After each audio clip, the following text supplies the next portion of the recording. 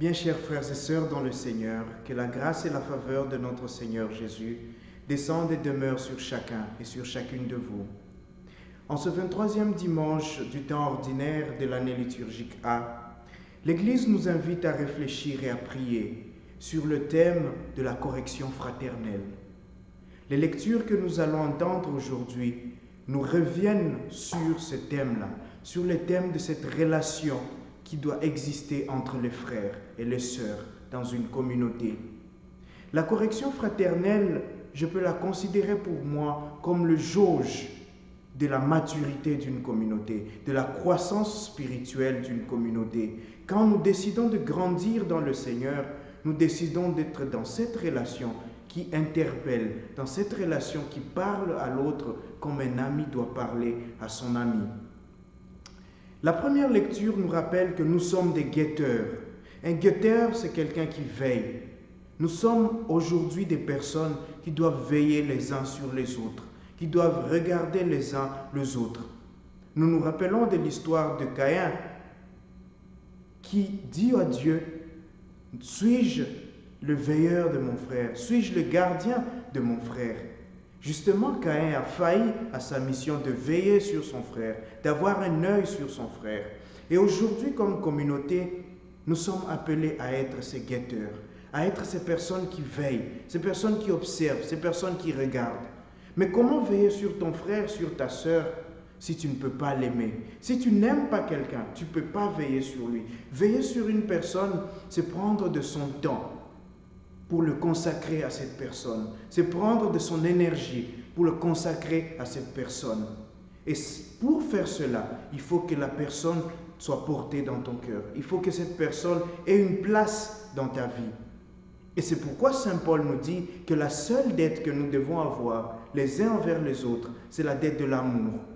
Parce que quand on aime, on veille sur une personne. Et quand on veille sur une personne, on se rassure que la personne ne fasse pas un mauvais pas, que la personne n'emprunte pas un chemin détourné, que la personne n'emprunte pas un chemin de péché, un chemin de désordre, un chemin qui déshonore le Seigneur.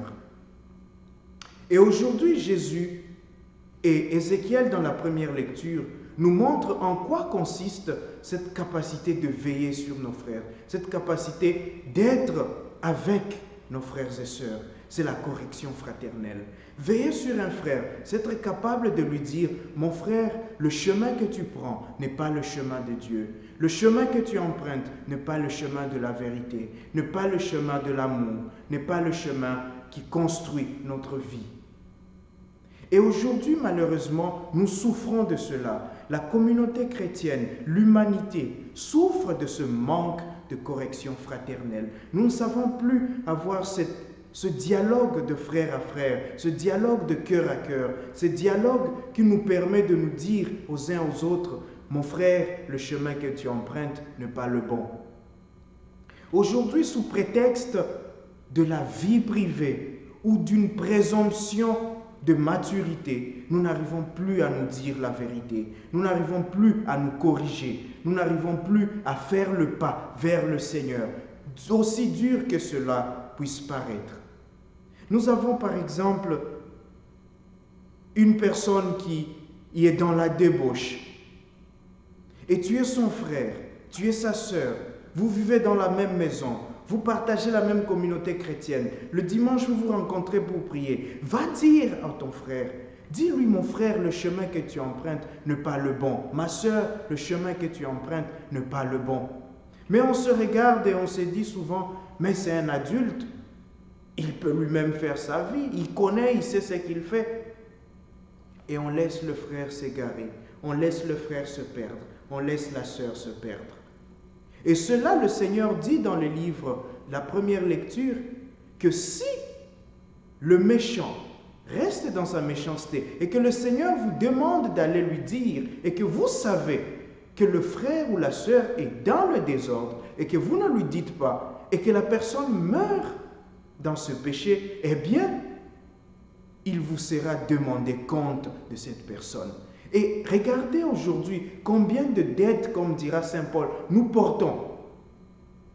Nous avons des dettes d'amour parce que nous ne savons pas donner cet amour Cet amour qui consiste à reprendre un frère qui est sur le mauvais chemin. Cet amour qui consiste à dire à un frère, à une sœur qui est sur le mauvais chemin, que mon frère, ma sœur, il faut changer.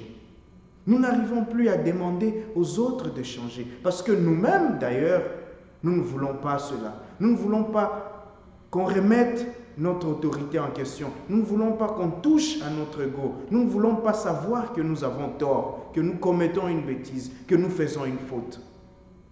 Et comment reprocher si soi-même on ne se reproche pas? Comment dire à l'autre que ce n'est pas bon si soi-même on ne peut pas faire cet examen de conscience? Et nous pouvons voir, par exemple, dans un couple où, au lieu d'aller voir son mari qui a fait quelque chose de mal, au lieu d'aller voir sa femme qui a fait quelque chose de mal, eh bien aujourd'hui, on préfère l'exposer. On préfère le mettre sur la place publique. On préfère dire aux réseaux sociaux.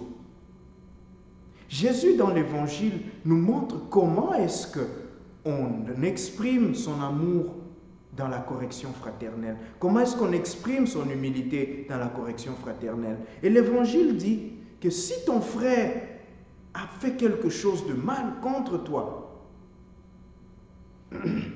voyez-vous mes frères, où est-ce que Jésus nous amène? Ce n'est pas seulement que j'ai tort ou quelqu'un a tort, n'est pas la question. La question c'est, le mal a été fait, quelque chose ne va pas. Pourquoi? Parce qu'il y a quelque chose de mal qui a été commis. Mais est-ce que nous devons rester dans ce mal? Jésus dit non. Fais la démarche et cette humilité. La correction fraternelle, c'est un exercice d'humilité et d'amour. L'humilité d'accepter d'aller voir le frère. Ou quand c'est l'inverse, l'humilité d'accepter d'accueillir celui qui vient pour m'aider, celui qui vient pour me corriger, celui qui vient pour me reprendre, celui qui vient pour me conseiller. Il est dur d'accepter nos erreurs. Il est dur d'accepter que nous avons tort. Parfois, on préfère dire « Ah, celui-là, je le connais, il va dire toujours cela. » Ou bien, celui-là, je lui ai déjà dit, et j'ai déjà dit aux autres, j'ai dit à tout le monde. Est-ce que tu es parti voir le frère? Est-ce que tu t'es assis avec lui dans l'humilité pour dire « Frère, sœur, ma femme, mon mari, mes enfants, mon ami, regarde ce que tu as fait. Ce que tu as fait n'est pas bon. Ce que tu fais n'est pas bon. Tu m'as blessé. Tu as dit une parole que je n'ai pas appréciée. Ou bien, le chemin que tu empruntes n'est pas bon. Ce que tu fais n'est pas bon. Tu as un mari ou une femme, par exemple, qui revient à la maison très tard, qui est souvent ivre, qui te bat ou qui bat les enfants. Est-ce que tu as pris le temps de lui parler? Est-ce que tu as pris le temps de l'asseoir, de lui dire que ce qu'il fait n'est pas bon? Le cœur à cœur, le seul à seul, le tête à tête. Voilà la première démarche d'une correction fraternelle. Voilà la première attitude d'un vrai veilleur, d'un vrai guetteur, d'un vrai responsable de son frère, d'un vrai responsable de sa sœur. Voilà la première démarche. Ensuite, s'il ne te comprend pas, Jésus dit, va plus loin, n'abandonne pas le frère, ne le laisse pas tomber, ne le laisse pas mourir dans son péché. Va voir, va prendre 2 autres personnes, viens encore lui parler. Prends ce courage. Ce n'est pas facile, nous le savons. Ce n'est pas facile de redresser quelqu'un, surtout quand la personne est adulte. Et être adulte, nous ne devons pas oublier, est différent d'être mature.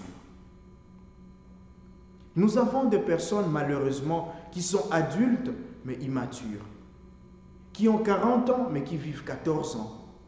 Qui ont 30 ans, mais qui vivent leurs 12 ans. Qui sont dans l'âge adulte, comme on dit, mais qui vivent encore l'adolescence. Et nous sommes veilleurs. Nous sommes des personnes qui doivent prendre soin de ces autres-là. Et prendre soin de ces personnes, c'est être capable de leur montrer parfois le bon chemin. Parfois contre leur gré. Parfois même si elles sont fâchées. Parfois même si elles ne veulent pas nous écouter. De parler encore. Et d'appeler des gens pour leur parler. Et Jésus dit, même s'ils n'écoutent pas les gens, va plus loin. Dis à l'église, invite l'église, que l'église parle à ce frère. Et s'il n'écoute pas l'Église, alors Jésus dit, considère-le comme un pécheur, un collecteur d'impôts. Frères et sœurs, nous sommes capables de lier et nous sommes capables de délier. Nous sommes capables de lier nos frères par cette haine que nous ressentons, par ce refus de corriger nos frères. Nous lions ces frères-là, nous les maintenons dans le péché, nous les maintenons enfermés dans le mal, parce que nous refusons de leur parler. Nous délions ces frères, ces sœurs et ces frères, lorsque nous allons leur parler, lorsque nous allons leur dire avec amour et humilité que ce que vous faites ou ce que tu fais n'est pas la volonté de Dieu.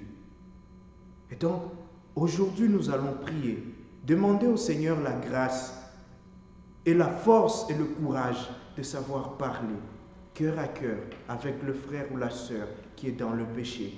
Et aussi la grâce de savoir accueillir les corrections, de savoir accueillir les remarques, de savoir accepter, de changer, de faire un pas. Demandons aussi à l'Esprit Saint la grâce du courage pour que même quand ceux qui nous font du mal, même quand ceux qui nous font souffrir sont durs à corriger, nous ne puissions pas abandonner. Parce qu'au bout de notre effort, le Seigneur est là pour nous récompenser. Que le Seigneur nous donne cette grâce et que chaque jour, nous soyons des personnes de paix, des personnes fraternelles, des personnes qui veillent les uns sur les autres. Que Dieu nous en donne la grâce. Amen.